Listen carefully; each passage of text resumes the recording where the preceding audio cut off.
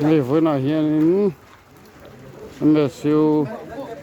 Mizoram General Conference anh này là tour pandal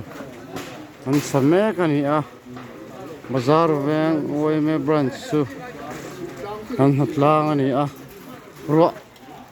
ro atla vang hianin kan han chol zok ani a hianin ro an su lo do chuan kan thok la tura ngai la he hala han sang do lon te pon ama lo om khop mai mani do UPC ang lo te po hin ti palan ama khati ang kha a thlen to lo nam po mi lo tong trai pui turin kan ngan chewa chuan he lampang zong hay kan zo vek to hay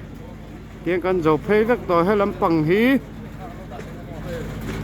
lar ruk la sari vel kan la zo lo chon helai ala in zom na tur tak khi kan la ti me ka ni cho kan kal ze ranga he lama hianin kum upa lampang deuh tele nang thing mau khoi thiam deuh ten he lampang hi nal deuh men hay an lo ta vek me an nal khop me an tan rol phei chorin hay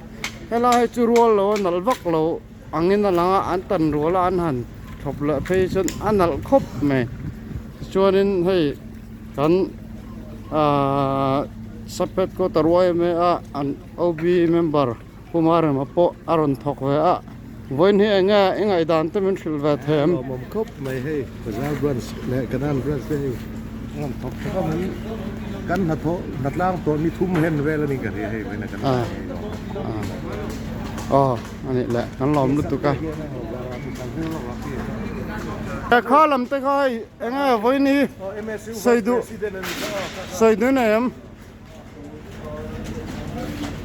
thukom ni khatal mi han soi sak vela tin kanon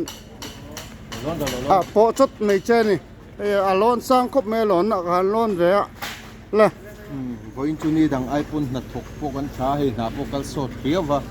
I karma satlo ni kan Hnahtlang to he voina hianin achung hi kan chi zo man mela kanan oi mele bazar oi me chung hianin he in na thok hiaw boka ni na long kan soi tak meu bokani me siu chuan in he atambel sapin mi sang kumleng tu ni kanan sa chu ni ne kotang mi pui te in thoyom na pokan mamo le do na ni ti kam lo ke sa ko to ni ni kan chu ni kan lo me ke mi po kan kol ze la ti hian alan dan chu ni mi engom mo za chun leng ve do na ni an leng tam ve dong khop mai hei ro alian tha khop mai tiang hin ni lam trak kan en ve la chinanga ti zong en hian alang chiang do ni he zong en hian thadon khep khop mai MSU sub headquarter MSU General Conference ron culture mi khol zong te local vek turin kan som chewa hun lim tak mang tur point du sak na kan hlan cheu ni moi tan chon du tok photang